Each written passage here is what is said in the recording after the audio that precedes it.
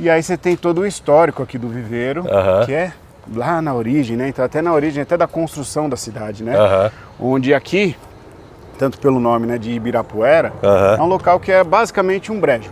Bom, Felipe, a gente está aqui em alguma coisa que me parece uma incepção da ideia de um viveiro, enfim, que são estufas. Entra aqui com a gente que eu vou mostrar para vocês aqui como legal, que fica mais fácil, aí. né? Aqui é um berçário, né? Tá. Então aqui é onde a gente inicia, a gente pode ver ali naquelas bandejas.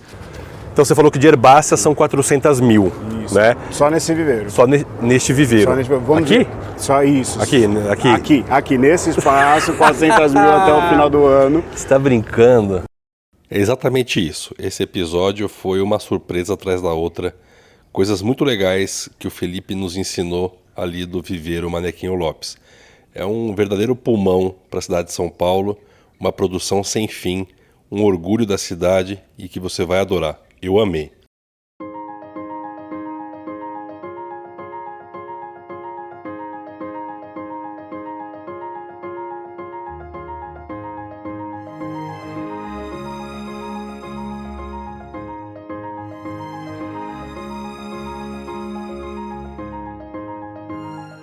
Olá pessoal, tudo bem? Hoje eu tô no meio da cidade de São Paulo. O Felipe de Oliveira cedeu o tempo dele para explicar pra gente o que é essa pérola na cidade de São Paulo, que é o viveiro Manequinho Lopes. Aqui estou numa estufa histórica, aqui é tombado e o Felipe vai contar tudo pra gente. Obrigado, Felipe, pelo seu tempo. Eu que agradeço. Parabéns pelo trabalho. E vocês vão adorar, porque isso aqui, eu vim aqui, acho que com a escola, muitos anos atrás, então vocês fazem uns cálculos aí. E vamos visitar isso aqui, porque está maravilhoso.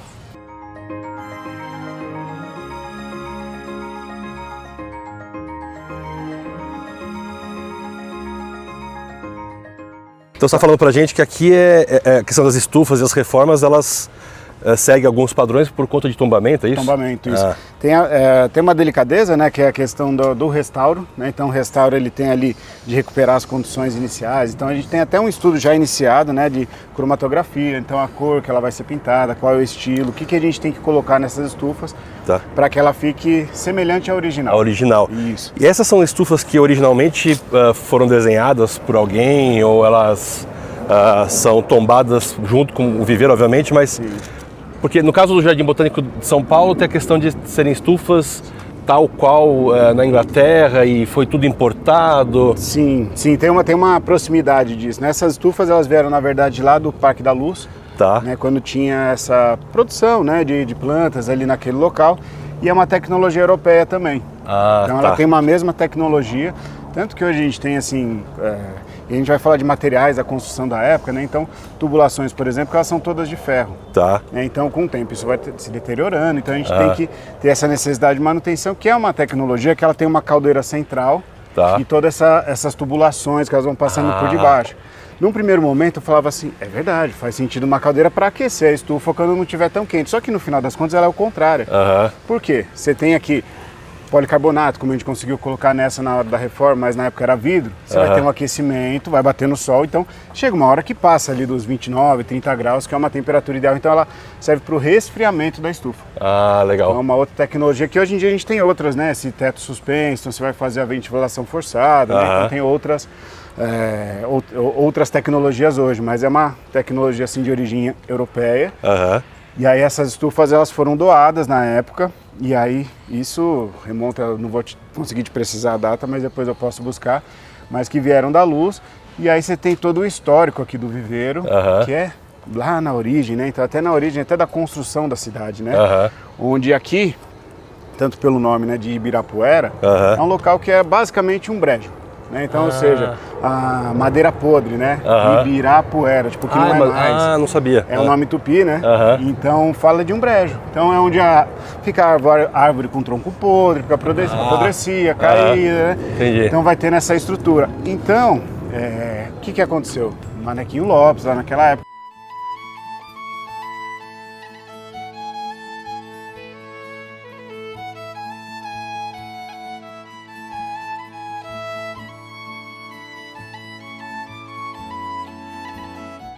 começou a fazer o plantio de árvores de grande porte. A gente pode ver, aqui não dá pra gente visualizar muito bem, mas ali, ó.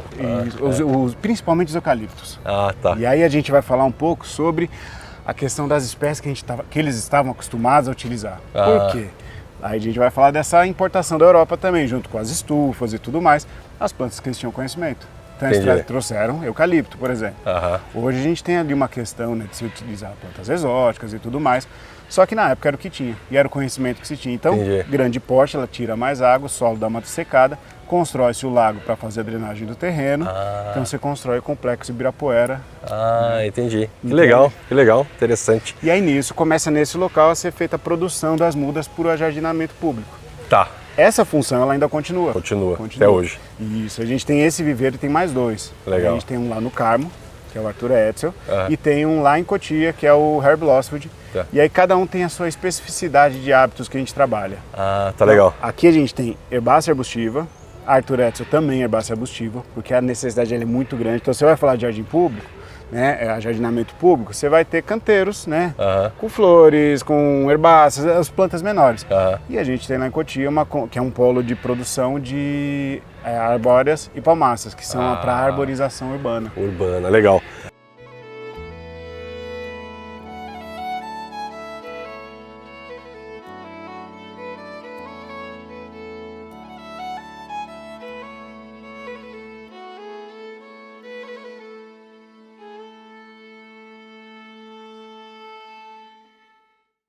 Bom, Felipe, a gente está aqui em alguma coisa que me parece uma incepção da ideia de um viveiro, enfim, que são estufas. O que são essas estufas aqui? Sim. Essas aqui são... Já eu conto para vocês a história dessas estufas, né? Então aqui a gente tem duas estufas que foram reformadas há pouco tempo e aqui começa a parte do nosso processo aí produtivo. Também entra aqui com a gente que eu vou mostrar para vocês aqui como legal, que fica mais fácil, isso. Né? Isso, dá uma didática melhor disso tudo. Nossa, que lindo isso, cara. Maravilhoso, né? Essa luminosidade entrando, né? Essa coisa leitosa, difusora, né? Sim, que é fundamental, inclusive, para a própria constituição das mudas, né? Porque como aqui é um berçário, né? Tá. Então aqui é onde a gente inicia, a gente pode ver ali naquelas bandejas, onde a gente começa o processo de germinação. Tá. Né? Então a gente vai germinar as sementes, a gente vai trazer também às vezes algumas mudas de alguns locais para que a gente possa crescer elas, pegar as sementes para a gente dar início ao processo. Então aqui é a parte do berçário e uma parte experimental também. Por quê? O que a gente faz? A gente vai pegar, às vezes, uma semente de uma espécie que a gente ainda não cultiva aqui, no meio da mata ou em algum outro local, e a gente vai começar a testar. Como que ela germina melhor? Qual o melhor substrato? Qual o melhor tratamento? Qual a melhor profundidade? Então, tem toda uma parte científica e experimental que ela começa aqui. E aí a gente faz a produção das mudas. Então, a gente identifica as melhores práticas, começa a fazer ali uma germinação para se iniciar a produção ali em maior escala. Que legal, que legal. Então aqui a gente vai trabalhar, aqui o trabalho principal do viveiro Manequim Lopes é com herbáceas e arbustivas. Tanto quanto o Arthur Edsel lá no Carmo, que também é herbáceas e arbustivas, e as arbóreas, as palmáceas lá no Herb Losford. Só que aqui a gente também faz testagem de semente de arbóreo e palmácea também. Lá no Herb Losford também tem esse trabalho, né, científico, de busca. Inclusive a gente já ganhou até alguns prêmios de melhores práticas de estágio, né, do ano de 2022, 2023, vinculados a esse processo também de produção arbórea, né, como um todo. Que legal.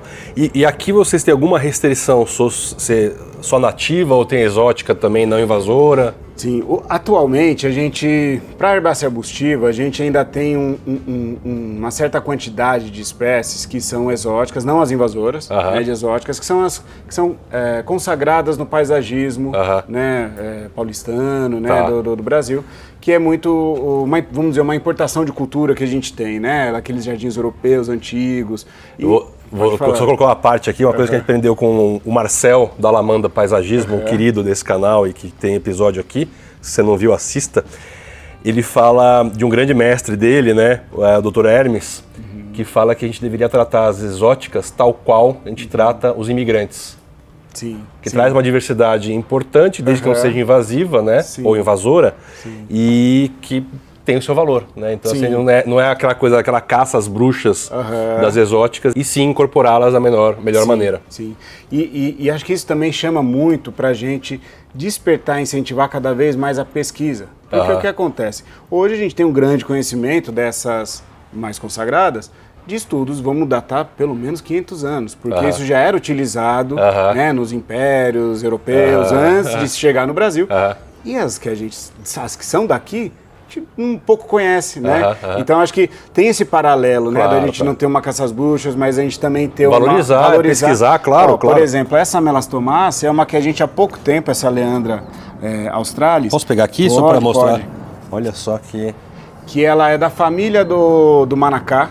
Tá. Né, da quaresmeira. Você vê que a folhinha ela é bem parecida, só que ela é uma herbácea. É uma herbácea, uma herbácea, ela tem um hábito ali já quase para arbustivo, mas ela é uma herbácea. E a gente há pouco tempo, de várias vistorias que a gente tem na mata, a gente conseguiu trazer, pegar semente, verificar. Então a gente já está começando uma produção dela. Que legal. Então, e aí nisso, acho que a gente tem diversas conversas muito interessantes para a gente poder trabalhar sobre essa questão de como se gera essa biodiversidade dentro do meio urbano de São Paulo, que é um meio urbano totalmente complexo, né? Então acho que assim, são pontos muito legais assim, de conversa e de se trazer. Além de você estar falando, o termômetro quer muito aparecer na filmagem. Sim. O Paulo está ali driblando. Então vamos dizer aqui, hoje a mínima foi de 16,5, 16 graus e a máxima está rolando agora, 27 indo para 28 aqui dentro. Lá fora está mais fresquinho ainda. Sim. Realmente, está mais, já estou começando a suar aqui. E eu tô vendo aqui, não sei, me parece aqui a Dansone. É a Dansone aqui, uma Monstera Dansone. E aí a ideia é fazer elas subirem nas árvores, porque é uma epífita, certo? Isso. E aí tem assim, por exemplo, quando a gente vai trabalhar o meio urbano mesmo, fica complicado da gente começar a colocar essas dentro do meio urbano. Por quê? Com o tempo ela vai subir na árvore, a árvore mais frágil ela vai cair, diversos pontos, que isso aqui é mais indicado para os nossos parques, nossas unidades de conservação. Claro. Não se restringe, porque como que a gente trabalha aqui basicamente? Então a gente vai fazer a produção e o fornecimento para a administração pública como um todo. Então a gente, não vou fazer o comparativo com um mercado, mas assim, é uma coisa que a gente vai produzir e deixar disponível, estoque disponível, e aí as outras secretarias, instituições, associações, elas podem fazer a solicitação né, dessas mudas e eles vêm retirar. Entendi. Então, por exemplo, vai depender, por exemplo, de quem vai pedir. Porém, dentro de casa, né, dentro da Secretaria do Verde, a gente vai conversar entre as divisões e falar, olha, preciso fazer uma recuperação, porque epífita é uma coisa que muito pouco se produz. Né? A gente se preocupa muito com uma herbácea, com um arbusto, uma árvore, mas a epífita que compõe esses biomas, ela não é muito produzida. Então a gente reinserir elas dentro dos parques, unidades de conservação, faz muito sentido para essa gestão de biodiversidade também. Entendi. Você tem falado só para o público que é mais leigo, o que é uma herbácea? Qual a diferença entre essas três que você está falando mais? Vou trazer bem genérico assim, herbácea, porque herbácea ele tem ali uma discrepância, umas nuances entre elas, mas basicamente as herbáceas são as ervas, ou seja, aquelas plantas que às vezes são mais baixinhas, mas pode ser que elas cheguem a 1, 2 metros. O alecrim, quando você deixa ele ficar alto. Ele vai ficando alto. E aí o caule vai falar muito. Então aquele caulezinho que você quebra fácil com a mão, que ele não é amarronzado, então é um caule de herbácea. Então é uma planta mais simples, mais frágil, vamos dizer. Menos complexa. Menos complexa. Por exemplo, a gente tem aqui, isso aqui é uma epífita. Ela tem um caule de herbácea, porém ela tem um hábito de lianácea, que a gente chama, ou seja, ela vai subindo. Então ela parece com uma herbácea, ela é uma herbácea por constituição anatômica, vamos dizer, só que ela tem um hábito diferente. A herbácea, ela fica paradinha. A arbustiva, como que ela é? Ela vai ter um caule já mais lenhoso. Lenhoso. Isso, então é o que a gente fala que tem lignina, que aquela é mais difícil de você quebrar, aquela que você tem que torcer, então já vai indo para um arbustivo. Palmácea são as palmeiras, arbóreas, e aí às vezes a gente confunde... Arbóreas, as árvores. As árvores, isso. E aí as arbustivas, elas podem chegar a 3 metros de altura. Então as arbóreas, geralmente elas vão partir de 5, 4 metros. Você pode ter arvoretas. E é isso que eu falo, tem muitas nuances, mas no geral, herbáceas são os caules mais frágeis, plantas menores, tem as trepadeiras, muito pouco se fala, a gente também produz. As arbustivas, e elas vão ter, e principal, a divisão, como que vão sendo constituídos os caules. A divisão vai ser mais baixa, tem mais tronquinhos aqui. E a arbórea ela já vai crescer, e a palmeira a gente já conhece, que é bem única assim, né? Legal, lindo aqui. Lindo. Aqui é um pouco da incepção, né? E aí você tem uma linha de produção. Seria correto eu afirmar que as 3 unidades que vocês têm, né, aqui e as outras 2, elas são a grande linha de produção para a cidade de São Paulo? Sim, sim, não estaria errado de trazer isso. E acho que o objetivo futuro é que seja 100%, porque o que a gente acaba tendo diferente da solicitação de mudas? Às vezes contratos específicos, às vezes TACs e TCAs, né, que, ou seja, o TAC, TCA, um ajuste de conduta, né, uma compensação ambiental, que alguém que infringe algum crime ambiental vai fazer vai ter que compensar. E aí depois eu mostro para vocês, lá tem uma parte que é gerido por outra divisão, mas é aqui dentro do Manequim Lopes, que é um viveiro de espera que recebe essas mudas também. Ah, tá. Mas assim, pode sim dizer, assim, 80% do que acontece na cidade do ajardinamento público surge desses 3 viveiros. Que legal. E a população pode ter acesso a essas mudas? Por exemplo, lá em casa a gente tem na frente da casa uma sibipiruna, tradicional da cidade, né? Sim. E ela deve ter aí uns 50, 70 anos. Um amigo nosso, obrigado, Fabiano Bender, que esteve em casa recentemente, ele falou, não, ela tá bem ainda, ele é um cara especialista no assunto também, colega seu. E ele falou, tá tudo bem, mas eu, na minha ingenuidade, falava, putz, tá começando a ver uns negócios esquisitos aqui, tem um âmbar escorrendo, eu falei, sei lá. Mas enfim, sou leigo, né? E ele falou, não, tá tudo bem, mas eu já queria começar a crescer perto dela, a futura substituta. Sim. Né? E aí, eu poderia vir aqui buscar uma futura substituta, já que é para calçada? Sim, dá pra gente fazer, tem um processo que é a campanha permanente de incentivo à arborização urbana. Né? Hoje ela é capitaneada pela divisão de arborização urbana, né? Pela própria atribuição, que é o pessoal que fica aqui, né, em conjunto com a gente. Então, dá para ser enviado e-mail, vir aqui conversar com o pessoal para fazer essa solicitação. E aí nisso a gente tem também um acompanhamento dessa equipe técnica. Para quê? Verificar se aquele local ele pode receber essa espécie. Essa espécie vai crescer quanto daqui 10, 20, 30 anos, né? Porque é um pouco de, vamos dizer, consertar alguma falha lá no passado que nos preocupava ao longo prazo, né, disso. Para a gente não trazer problemas futuros. Mas sim, é possível para as arbóreas, para as herbáceas e arbustivas, a gente atende prioritariamente ali escolas, UBSs, a própria subprefeitura, divisão de zeladoria urbana e também internamente. Então, hoje a gente não trabalha com fornecimento para a pessoa física, das herbáceas e arbustivas para a população, mas aí hoje a gente tem um foco muito grande no serviço público mesmo. Legal, tá bom. Beleza, bom, só para deixar claro aqui, por que o Felipe está falando isso? Porque quando você vai plantar na sua rua e aí você vai lá, nossa, eu ganhei uma ficus. Uma ficus de Natal da minha avó, 5 anos atrás, ficou muito grande para o vaso, você enfia no chão na frente de sua casa, desastre. Rompe tubulação, sobe calçada, engole tua casa. Depende da ficus, foi uma bengalense, já era. Então, tem que saber qual arbórea pode ser plantada, se tem fiação em cima, né? Então, se não tem fiação na outra planta, enfim. Então, é isso. Eu tô aqui porque não consigo sair daqui, mas a gente vai sair e vai olhar lá para fora mais coisas. Vamos lá.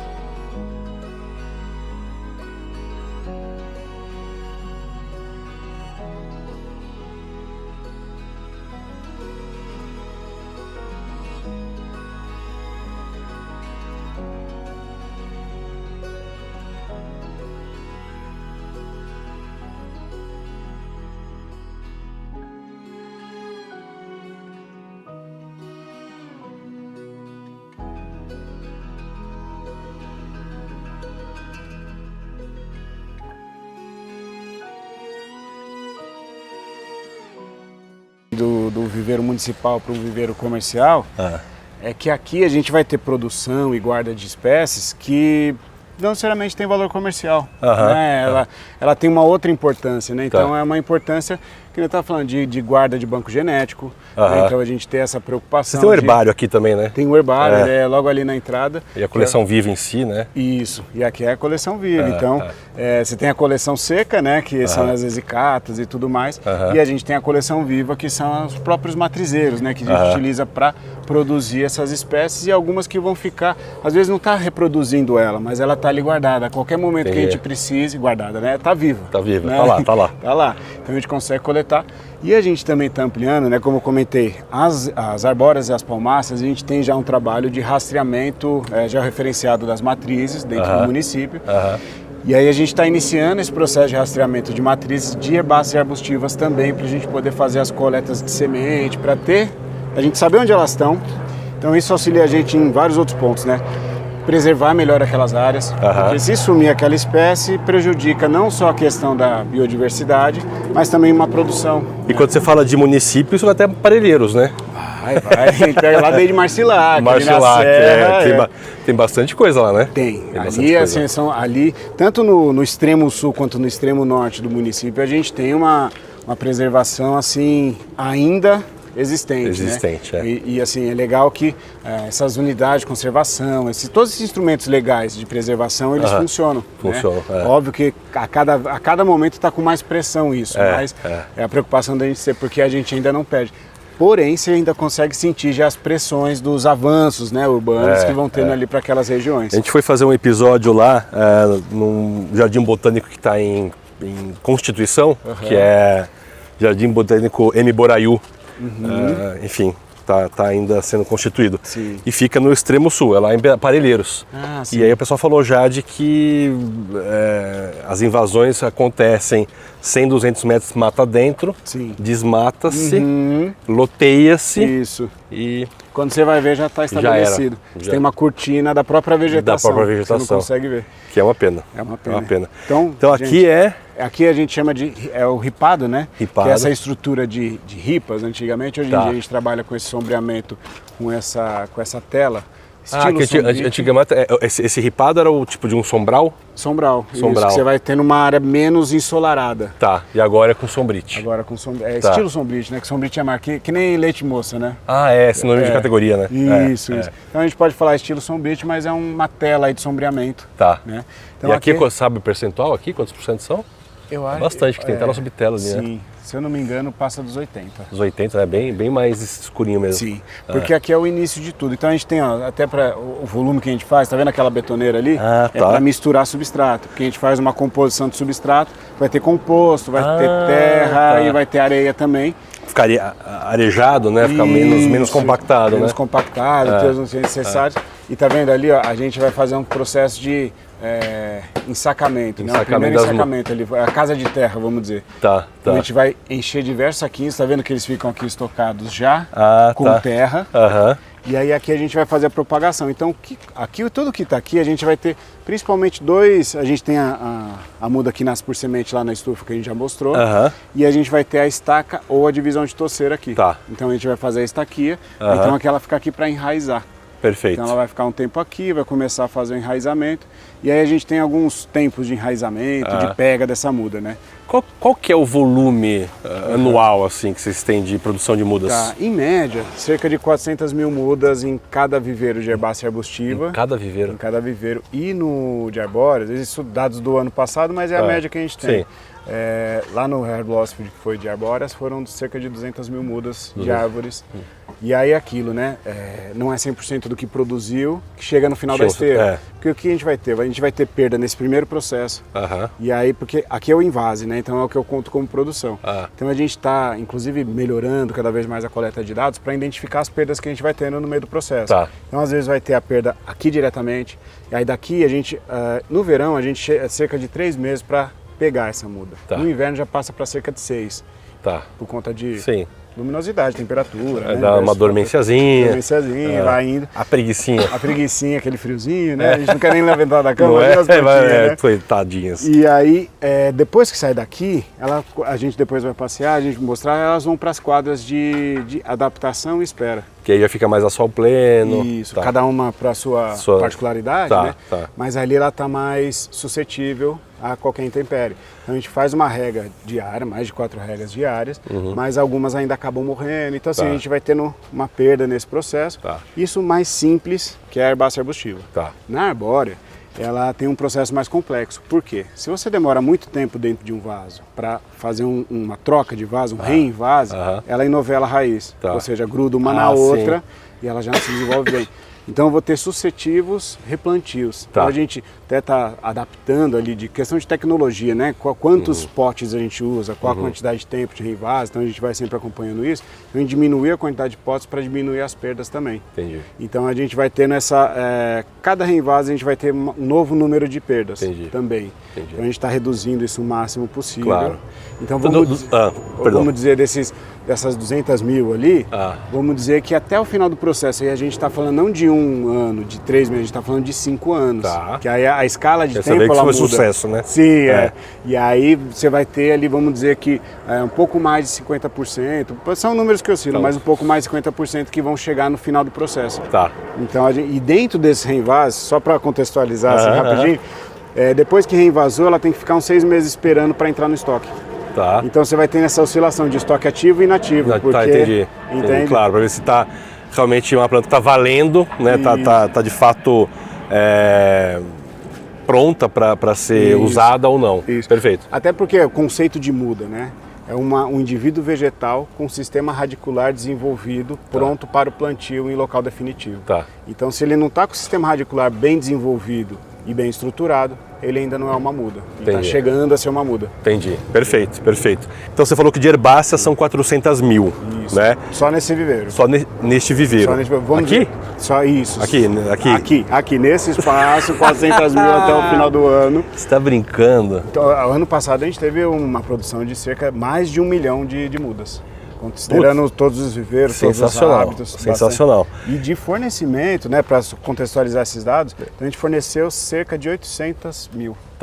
Ou seja, mais de 80% do que a gente produziu foi fornecido. Que a gente está ajustando essa produção, porque ela, depois de um tempo, a planta ela morre, né? Ficaria um ano ali parada, a gente cuida, mas ela fala, quero ir para minha casa, né? Ela não vai ficar aqui para sempre. Então, vamos dizer, 800 mil. E aí isso é para paisagismo da cidade, para canteiros, para, enfim... Hortas, então para a cidade inteira. Para a cidade inteira. Cada vez mais, o ano passado a gente teve um acréscimo bem legal da educação, então trabalhando hortas nas escolas. Então isso entra dentro de um projeto de educação ambiental também, né? Então você vai ter o meio ambiente, a vegetação ali dentro do processo de ensino também. Então a gente acaba contribuindo nesse início. E aí a continuidade vai sendo feita lá dentro. SMS também, né? Então a Secretaria de Saúde teve também um acréscimo muito grande. Então UBS, hospitais, municipais e tudo mais, também pegando bastante. Então a gente trabalha bastante com punks e medicinais, depois a gente vai passar, então um canteirinho de medicinais. Então a gente vai ter essa possibilidade que entra também nessa questão tanto de educação ambiental, né, quanto desse enriquece diversos outros projetos, programa de fitoterápicos. Então a gente acaba contribuindo com o fornecimento dessas mudas. E aí o programa de fitoterápicos acontece ali na ponta, né, na UBS, tudo mais. Que legal. Então a gente tem essa. Vou saber disso, eu não sabia. Pior que eu sou bem paulistano, hein? Ô Felipe, a gente é só um aprendiz aqui. Você conduz a gente para onde você quiser. Bora lá. Vamos lá? Então vamos lá, dar uma passeada. Então, nisso que a gente vai passear, a gente sai do ripado A, a gente vai ali até o ripado B, nisso a gente vai dando uma olhadinha nas quadras que a gente vai tendo e os matrizeiros também. A gente pega esse viveiro aqui, ele já tem quase 90 anos, né? Desde a sua constituição, lá em 1938, se não me engano. Com o Manequinho Lopes. Então, desculpa te interromper, só porque aqui tem um caso, a gente viu lá na estufa, o caso da epífita, né? Para quem não está muito familiarizado, aqui tem um Philodendron, acho que é erubescens, não sei qual que é esse, talvez erubescens, aqui que o Felipe comentou com a gente é mais raro você ver isso ao longo da cidade em espaços públicos, né? Mas essa ideia da epífita e daquela monstera Adansonii que o Felipe mostrou pra gente ali na estufa. Desculpa, te interrompi. E até de epífita, né? Quando eu sou formado em biologia, né? E quando eu estudava essa parte de botânica, taxonomia, essa coisa de nomes é uma coisa muito complicada. Aí eu tinha uma estratégia para conhecer os nomes, que é dividir eles e entender a epistemologia, né? Que chama. Então, tudo que é fito é planta, indivíduo vegetal. Tudo que você vê fito em algum lugar. E quando fala epi, que é em cima, é uma planta que sobe na outra. Sobe na outra, né? Até para facilitar, né? Para quem às vezes é mais leigo, porque aí vai bater o olho e falar, isso aqui é uma epífita, então é uma epífita, né? E aí entender esse hábito. Essa aqui é uma Dicksonia verdadeira ali? O verdadeiro xaxim? Ah, sim, sim, aqui, sim. Olha só. Esse é antigo, hein? É antigo. É antigo. Deve estar aí antes do manequinho passar. É antes do manequinho passar. Porque tem algumas variedades de Dicksonia também. Dicksonia, Essa daí é acredito que essa aí é do xaxim verdadeiro mesmo, aquele... Seloviana, Dicksonia seloviana. Porque tem uma Dicksonia linda, que é a Dicksonia antártica, que já começou a chegar no Brasil, enfim, não é nativa, então é uma alternativa para quem gosta de xaxim e não pode ter porque está na lista vermelha de extinção, né? Isso, a questão da lista vermelha, eu acho que é uma coisa que eu estava até vindo para cá hoje pensando bastante, pensando muito sobre essa questão de gestão de biodiversidade e tudo mais, é algo que é muito importante de todos terem conhecimento dessas, porque a gente acaba mais no serviço público ou quem trabalha com isso tendo conhecimento maior.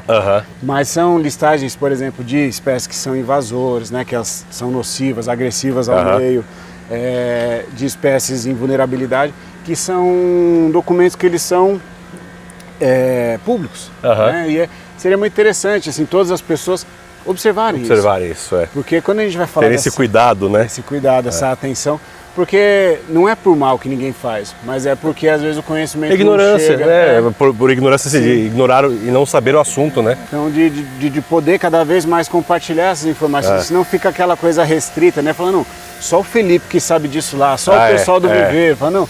A ideia é a gente... Ou só quem estuda e é curioso, né? Mas isso, é só os pesquisadores, né? A gente está para lançar aí 2 livros, eles estão assim no forno, né? Tem uma novidade aí que já vai sair.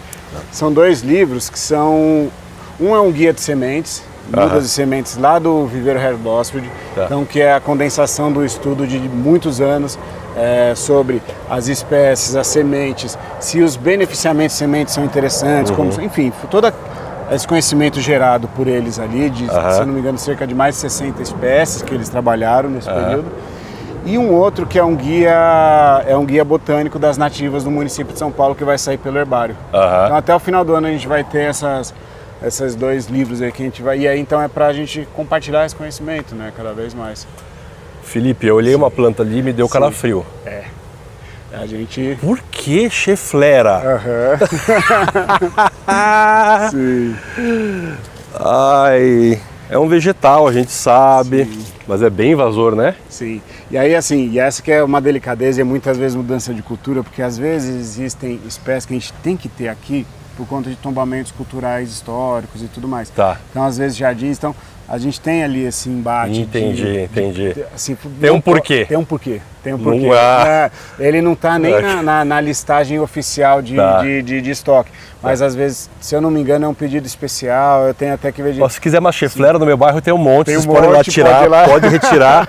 Na casa do Álvaro tem ali no meio de uma árvore dele lá uma forquilha. Eu coloquei um filodendro do Espírito Santo, que eu consegui cultivar de semente.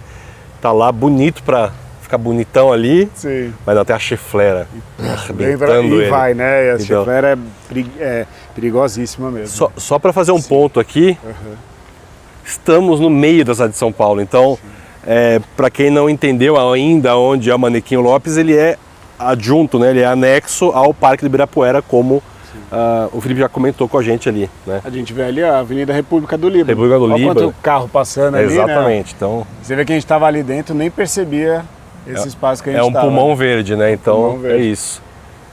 Que aí, ó, aqui a gente pode até ver, então aqui é um próximo passo, né? Que a gente sai de lá e a gente vem trazendo as mudas para esses espaços. Tá, então sai lá do berçário e vem aqui para um pouco mais da vida real. Um pouco mais da vida real, tá ali no ensino médio, né, vamos dizer. Tá bom. Que aqui ela está se acostumando ali com a vida. Então aqui, por exemplo, as que são de sombra, elas vão ficar embaixo de locais já sombreados, então a gente dá preferência de manter vegetação local para a gente poder proporcionar os ambientes sombreados. Quando não existe a possibilidade, a gente cria artificialmente esses ambientes, né? Que nem a gente vai passar ali depois o ripado C, né? Que a gente criou ali um ambiente, mas aí grande parte é de área ensolarada. Interessante. São a grande parte dos nossos canteiros também, dentro do município. E essa aqui mesmo é uma ficus. Sim. Certo? Então você vê que ela vai ter uma função aqui pra gente. Olha o tamanho dela, né? Olha o tamanho dela. Então assim, ela vai fazer essa sombra para essas outras mudas. E aí você vê que ela vai ter, aqui ela não vai se reproduzir. Né? E aqui a gente também tem manejo, então não é uma coisa que teria preocupação. Né? Mas aí isso é importante, porque vocês têm manejo, vocês cuidam, vocês estão de olho nela, tá cheia de poda já feita. Agora, tem esse acompanhamento, né? Agora a minha vizinha, a senhorinha, planta lá não dá. E aí complica tudo. E você vê que não tem fiação perto. Não tem fiação. E se a gente observar o chão ao redor, ele vai se quebrando, tá vendo? Então a gente vai tendo. Só que aqui a gente não tem um fluxo de carro grande, a gente não tem esse problema. Aliás, eu ia te perguntar uma coisa lá atrás, Felipe. Aqui é todo visitável, a população pode transitar aqui livremente? Sim, é aberto a visitação do público. Então das 7 às 16 ele é aberto para visitação, né, que é o nosso horário de atendimento. Então pode ficar à vontade por todas essas estruturas que a gente tem. A gente só recomenda que o pessoal não... Se é aquele pessoal cleptomaníaco de planta, né? Que é muito comum, né? Pessoal passivo, mamudinho, porque acaba prejudicando a longo prazo, né? Então pega uma planta que quebra de um jeito errado, ela pega infecção, é mais por essa preocupação mesmo. Por favor, comportem-se. Gostar de plantas tem seus limites. Tem. Muito bem. Essas aqui que estão plantadas na terra são matrizeiros, é isso que eu queria mostrar para vocês. Então, tudo que tiver então aqui é um matrizeiro, por exemplo, de espécie de cerrado. Você vê que a gente reproduz o ambiente. Tem mais semiáridozinho. Mais árido, isso. Sol pra caramba, o solo mais pobre. Então aqui a gente vai tendo, daqui pra frente a gente vai ter diversos matrizeiros, que é onde a gente pega a semente. Que legal. Divide torrão, pega as estacas, então a gente vai pegar daqui essas espécies para poder produzir. Aqui, ó, uma das minhas favoritas, que é a lavanda. Essa lavândola dentata. Eu vejo cada vez mais no paisagismo da cidade usando. Uma delícia. Uma delícia.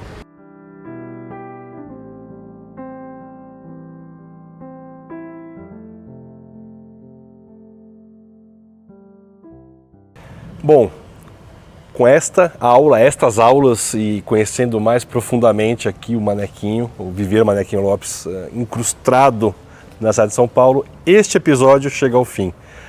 Brigadíssimo, Felipe. Opa, eu que agradeço. Parabéns pelo trabalho. Realmente eu não lembrava, ou não sabia do quanto se produz aqui, desse potencial. Obrigado pelo seu tempo. Agradeço aí a Prefeitura e a Secretaria do Meio Ambiente. E se você curtiu, e eu sei que você curtiu, porque isso aqui é uma pérola, deixa seu like, curta, compartilhe, inscreva-se, ative o sininho. Até a próxima. Tchau!